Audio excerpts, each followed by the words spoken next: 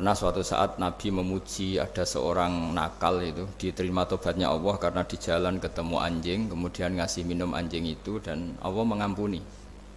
Meskipun secara hukum usul fikih tidak bisa digeneralisir. Misalnya kalau minumin anjing satu surga, kalau 100 tambah surga. Nanti lupa minumin manusia gara-gara kebanyakan minumin anjing gitu. Tapi apapun itu faktanya ada cerita di hadis seperti itu. Kemudian menyangkut komunitas internasional yang beberapa diantaranya tentu beda agama, beda keyakinan. Saya mau membacakan cerita di kitab Ar-Risalah Al-Qushairiyah. Jadi saya hanya membantu referensi-referensi yang diajarkan guru-guru kita. Ar-Risalah Al-Qushairiyah adalah kitab kesayangan Mbah Maimun karena dulu mbah beliau dapat ijazah dari Sayyid Umar Sato, kakaknya Sayyid Abi Bakar Sato yang punya kitab I'anatul Thalibin. Dan kitab itu dibawa ke Indonesia sampai ke saya sebagai murid beliau. Di antara yang disebut dalam Ar-Risalah Al-Qushairiyah ini Thariqatu Ahlil Ilm, kitab Ar-Risalah Al-Qushairiyah itu. Saya baca nasnya atau ibaratnya atau teksnya. Sami'tu ba'dal ulama yaqulu istadhafa majusiyun Ibrahim al-Khalil alaihi salam faqala bisyarti antuslima. Famarral majusiyu fa'awhallahu ta'ala ilaihi mundu khamsina sanatan nut'imuhu ala kufri falau nawaltahu lukmatan min ghairi antutalibahu bitahyiri dini famado Ibrahim alaihissalam ala athari hatta adrakahu wa'tadhara ilaihi fasalahu anis sabab fadhakara lahu dhalik fa aslamal majusiyu. Jadi suatu saat Nabi Ibrahim itu kan terkenal Abu Duyuf, orang yang mesti menservis tamu-tamu itu.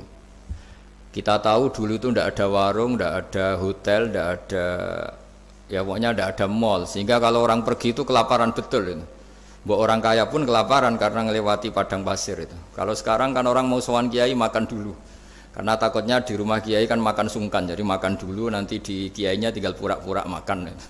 Kalau dulu memang makan nih tamu itu wajib betul, kalau tidak ya kelaparan betul tamu itu.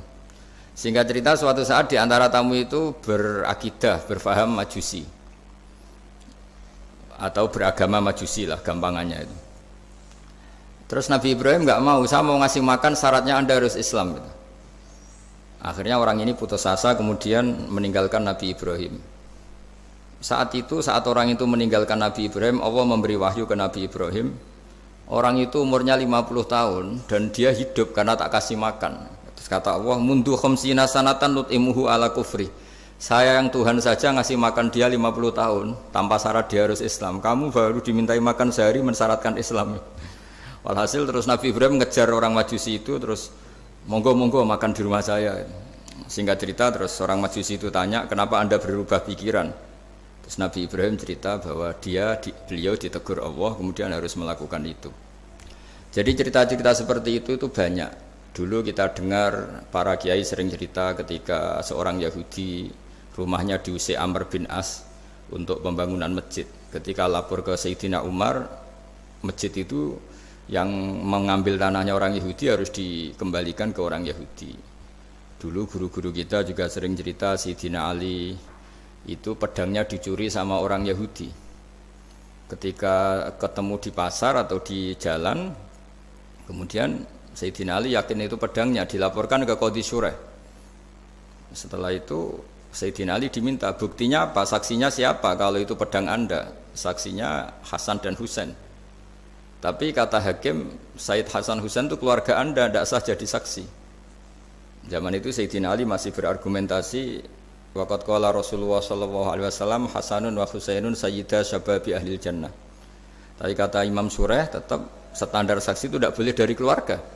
Singkat cerita, qadhinya itu pakai standar hukum usul fikih, al-qaulu qaulu sahibil yad. Yang dibenarkan adalah yang sekarang megang barang itu. Ketika enggak ada saksi, al-musaddaq yang dibenarkan al-qaulu qaulu sahibil yad, yang dibenarkan ya yang megang barang itu. Singkat cerita dimenangkan oleh orang Yahudi tadi. Setelah dimenangkan Sayyidina Ali agak kecewa, masa seorang Amirul Mukminin sidang di pengadilan negeri kalah. Tapi orang Yahudi tadi akhirnya insaf, sadar sampai masuk Islam, sampai beliau ngendikan bihada taqumus sama wal ard, karena ini langit dan bumi berdiri karena keadilan itu.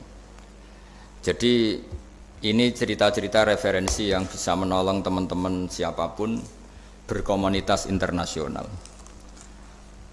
Karena pikiran saya sederhana ya, al ilmu yurisul ahwal, ilmu itu melahirkan sikap. Jadi kalau kita punya referensi yang cukup tentang toleransi, insya Allah kita hidup di mana saja punya toleransi, karena toleransi itu juga ajaran agama. Di antara yang diceritakan para guru-guru kita adalah ketika Nabi mau dibunuh oleh orang namanya Daksur atau Duksur, siapa nggak tahu KTP-nya saya. Kiai-kiai kalau baca Daksur. Ketika beliau sedang santai di satu tempat, tahu-tahu ada orang yang mengambil pedangnya kemudian bilang, "Mayyamna'uka minni ya Muhammad. Sekarang Anda sama saya berdua, siapa yang bisa menghalangi kamu?" Nabi dengan rileks menghentikan Allah. Kemudian si Daksur ini gemetar, pedang jatuh. Kemudian diambil Nabi. Sekarang ya Daksur, mayyamna'uka minni, yang bisa menghalangi kamu siapa? Orang itu bilang la ahada, tidak siapapun. Nabi dengan gampangnya fa'afa anhu, Nabi memaafkan. Padahal ini jenis harbi, jenis orang yang jelas punya niat bunuh. Terus artinya kita-kita yang ngaji di pesantren, saya ngaji di Mbah Maimun, punya Bapak Kiai Nur Salim, semuanya ngajarkan bahwa di mana-mana perang kekerasan itu ya karena kita diperangin. Udina lilladzina yuqatalun, karena kita diperangi kita boleh perang. Qatilul ladzina yuqatilunakum. Jadi yang boleh kita perangi ya zaman kayak kita dulu dijajah Belanda, dijajah Jepang zaman itu. Ketika sudah tidak ada penjajahan ya alasan itu sudah hilang karena mereka tidak merangi kita. Jadi apa ya, perang ya ada konteks rasionalitasnya, damai juga ada konteks rasionalitasnya. Tapi karena kita punya tradisi referensi, teman-teman yang di Jerman tak bantu, tadi ada kitab Arisala Al-Qusyairiyah, terus ada beberapa cerita-cerita tadi kayak Daksur. Kalau ayatnya jelas ya, jelas qatilul ladzina yuqatilunakum wa in janahu lisalmi fajnah laha wa tawakkal 'ala Allah. Bahkan seperti yang diceritakan Profesor Quraisy tadi, yang sedang kita benci pun bisa saja suatu saat teman. Dalam surat Mumtahanah itu atau Mumtahinah ada ayat asawwau ayyaj'ala bainakum wa bainal ladzina ataitum minhum mawaddah. Bisa saja orang yang sekarang kamu benci suatu saat kamu cintai. Wallahu qadir, itu Allah Maha Kuasa. Dan tadi saya menambahkan yang dikatakan Profesor Quraisy tentang belajar. Dulu Nabi itu enggak puasa Asyura. Tapi ketika datang ke Medina, orang-orang Yahudi itu puasa Asyura. Coba tanyakan ke mereka, kenapa puasa tanggal 10? Terus mereka menjawab, yaumun najjawahu fi Musa, itu hari yang Allah menyelamatkan Nabi Musa. Terus fa'amara bisyami, kemudian Nabi menyuruh sahabat puasa. Artinya dulu itu segampang itu hidup, itu sesuatu yang baik apa, ya sudah ditiru. Meskipun kita tahu Nabi itu tentu mustaqil bil istihad, Nabi itu orang yang mandiri. Tapi memberi percontohan kita betapa gampangnya kita seperti itu. Dulu ada seorang Yahudiyah meminta sama Sayyidah Aisyah dan dikasih. Ketika dikasih, dia mendoakan semoga kamu Aisyah selamat dari siksa kubur. Zaman itu Sayyidah Aisyah itu belum tahu tentang siksa kubur sehingga beliau engkar, enggak percaya. Tapi setelah Rasulullah datang dan diceritanin Nabi, oh iya siksa kubur itu ada. Dan semenjak itu Nabi selalu isti'adah minta perlindungan dari siksa kubur. Jadi dulu di komunitas-komunitas beda agama sesuatu yang benar ya dibenarkan. Makanya kaidah umum dalam interaksi antar agama itu la tusaddiquhum wa la tukadzibuhum, ya kamu jangan bilang iya, jangan-jangan enggak, ya jangan bilang tidak, jangan-jangan iya. Jadi aturan ilmunya jelas la tusaddiquhum wa la tukadzibuhum. Ya artinya sesuai referensi ilmu lah kira-kira begitu.